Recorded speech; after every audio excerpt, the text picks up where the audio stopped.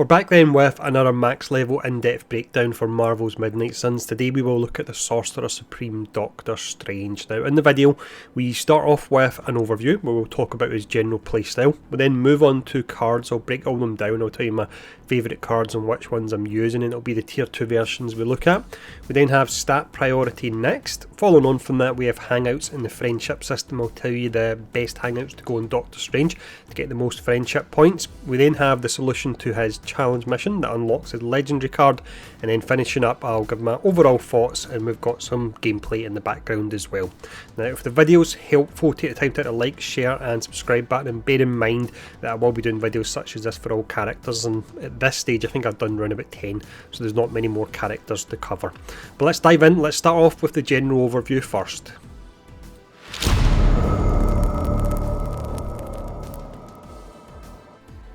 Heroes then fall into 3 different archetypes in Marvel's Midnight Suns. You've got your damage, support and your tank style characters. Doctor Strange, without a doubt, is focused on the support. He can do a little bit of damage on the side, but I really do feel that he benefits more if you go all in on the support with him. He's got a unique mechanic on his cards called Enhanced. Now this allows him to actually boost the effect of the card based on the amount of heroism he has. On top of that as well, tying in with it very nicely, his passive gives him a 50% chance to generate 2 heroism each turn, so that can be really nice for bumping up your heroism levels. He's got some pretty amazing support cards. One of them actually allows him to restore combat items. That's up to 2 combat items you can restore that he's used, and some of these combat items can be really strong and complete game changers. So overall a really strong support hero. Now that is a quick breakdown. Let's go in now and let's look at the cards he's got.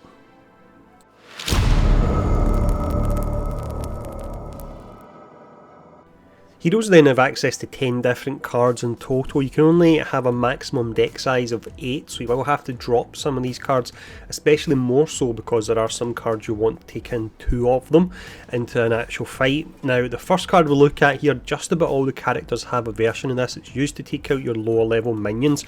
It's called Winds of Watum. So this one, it's got knockback, it's got quick, so when you take out an enemy you'll get the card play refunded. And this one with Doctor Strange, you've got that enhanced status on them, so it's enhanced with 3 heroism. So if you have 3 heroism and above, it will do forceful knockback instead. Now you'll notice it doesn't do any damage, which means sometimes when you knock somebody back, if you can't knock them into anything, you won't take them out.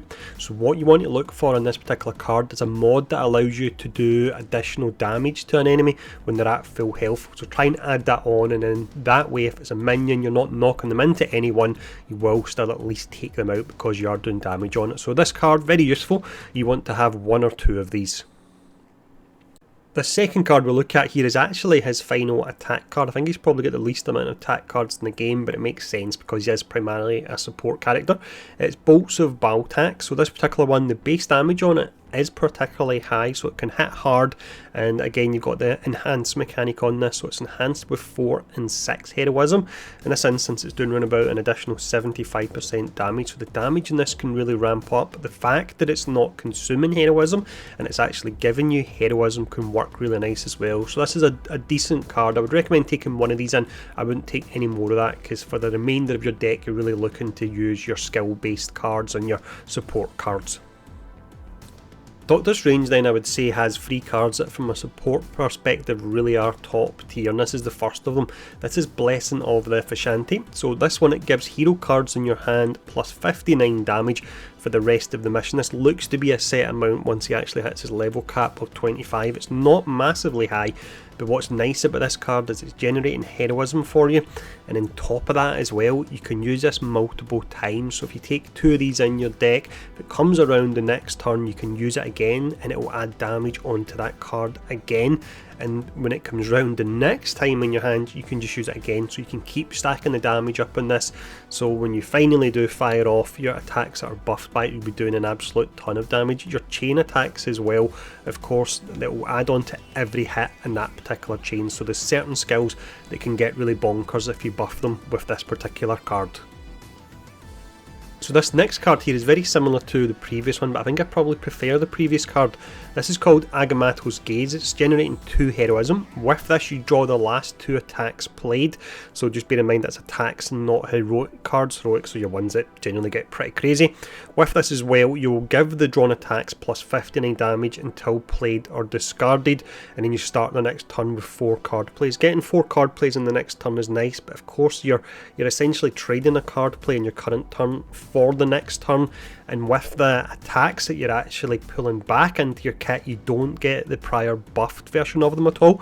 It would just be the base version of them, and they only gain the bonus damage until you actually play them. So for that reason, again, very similar card to the last one, but I probably prefer the previous card over this one.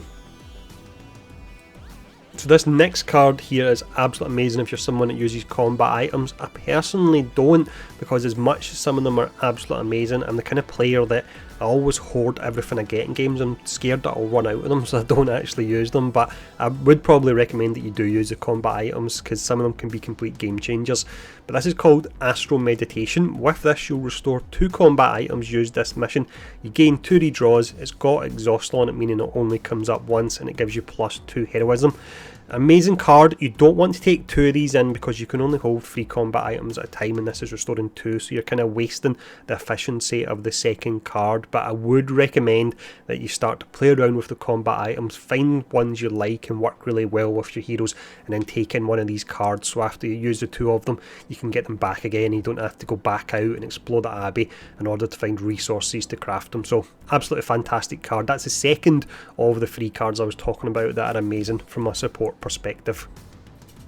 So this next card we have here is the third of the 3 cards I was talking about that I would say are really amazing from a support perspective. It's Vapors of Valtar. At first, when I wasn't sure how concealed worked, I thought this was a bit underwhelming, but from some testing I've done, it's pretty awesome. So firstly, with the card, you'll generate 2 heroism, you apply concealed to Doctor Strange or an ally, and you also restore some health. The health part's pretty useless, it's not that much you're restoring. What's amazing about concealed is, let's say for example you're Captain America and you taunt the majority of the screen, and on the next turn all those enemies are due to attack Captain America. If you apply concealed to him, all the enemies that were due to attack him, they don't attack a different enemy, they just don't attack or do anything during that particular turn. So this is exceptionally strong. You're looking to take 1 or 2 of these in if you've got enough space.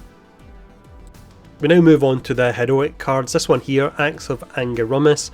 It costs 2 heroic energy to use. It hits for a pretty fair amount. It applies 2 weak, so for the next 2 turns the enemy you use this on will do 50% less damage, which is a substantial amount, and it can be enhanced as well. So with 4 and 6 heroism it will do 100% additional damage. So the damage numbers in this can really get pretty high, and it doesn't increase the cost of it. It will stay at 2 heroism. So if you're looking to run almost like a hybrid Doctor Strange between doing damage and doing support, then this can be a very good card.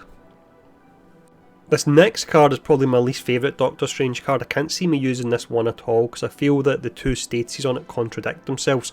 It's Crimson Bands of Sitarak. It's 2 heroic energy. It applies bind, which can be useful. However, it also applies 1 vulnerable. So 1 vulnerable means for that turn the enemy will take 50% more damage. However, if you damage them, then that will break the bind status of them. So in a way with this card, you're either using it, you're not attacking them and you're getting the bind, or you're using it mainly for the vulnerability because you're going to attack them, do the additional damage, but as a result of that they'll no longer be bound by the card. So really not a great card, to be honest, and just because Doctor Strange has so many other pretty awesome cards, once again this isn't one I can see myself using. This next card here can be pretty nice from a defense perspective. It's 3 heroism to use it. It's Shield of the Seraphim. You apply 1 resist to Doctor Strange and all allies. It's not within an AoE, so they don't have to be near to them, so that is nice. Resist means the next attack you won't take any damage. It also has Cure for Doctor Strange and all allies, and if you have over 6 heroism then it's applying 2 resist. So applying 2 resist to all your heroes is actually pretty strong, and if you're fighting a boss you can see they're about to fire off a hard hitting attack, you're not sure who they're actually going to attack, then this can be a nice card. I wouldn't take any more than 1 of these cards in though. The final card we have here then is of course the legendary card. It's 3 heroic energy, that's on the lower side. It's 7 Sons of Cinnabis, does a decent amount of base damage. You damage each enemy in an area, it's a pretty large area as well. It's enhanced with 4, 6 and 8 heroism, and every time you actually enhance it, it does an additional 100% damage. So essentially you could be doing an additional 300% damage on top of the base damage of this card if you've got over 8 heroism. After you use it, of course, it does have exhaust in it as well. So again, if you're looking for more of a hybrid Doctor Strange that's doing damage and doing support, this can be a nice card. Personally, I prefer to go all in on the support Doctor Strange. But that is all the cards. Let's now talk about the stats for them.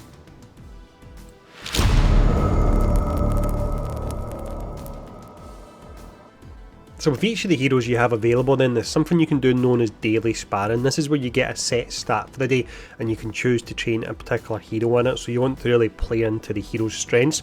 Doctor Strange, primarily a support style character, so there's not really any stats that tie in too much with that. The ones that I do like are resilience.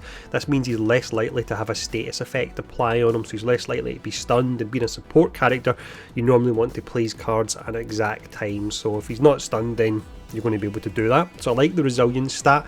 Strength can be pretty nice as well. This increases your knockback, which can be useful for his quick skill Winds of Wotun. But that's it for the stats. Let's now talk about the Hangouts and the friendship system.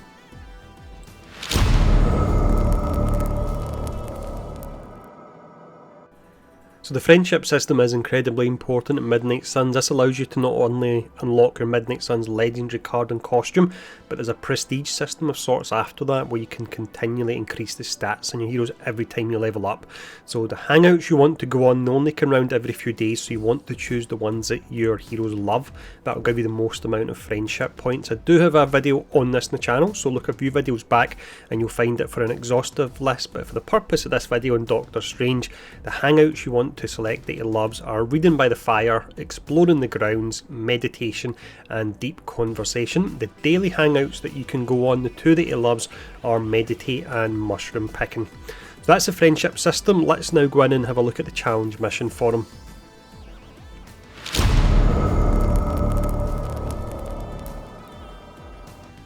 So this challenge mission then, you'll get access to this once you reach friendship level 5 on your character, and the legendary Midnight Suns card is locked behind that. The solution to these can be pretty tricky, and that's why I'm showing it off here. You want to follow what I'm doing down to the exact letter. If you make any deviation from this, you'll most likely be a few damage points short from actually completing this, but as long as you follow this exactly, then you unlock the Midnight Suns card for Doctor Strange. Now I'll let this play out, and then the final section we'll have in just a minute or two will be a quick general summary and some gameplay as well.